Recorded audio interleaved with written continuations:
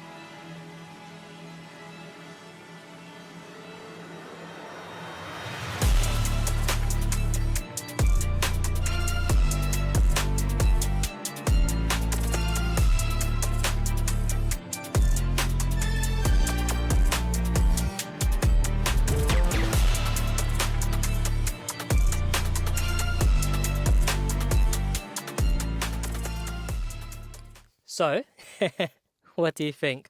What do you think? How does it look? I love it so much. It's completely transformed the interior of this car.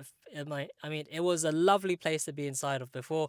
It is even more lovely to be inside of now. Like, it feels like a completely different car.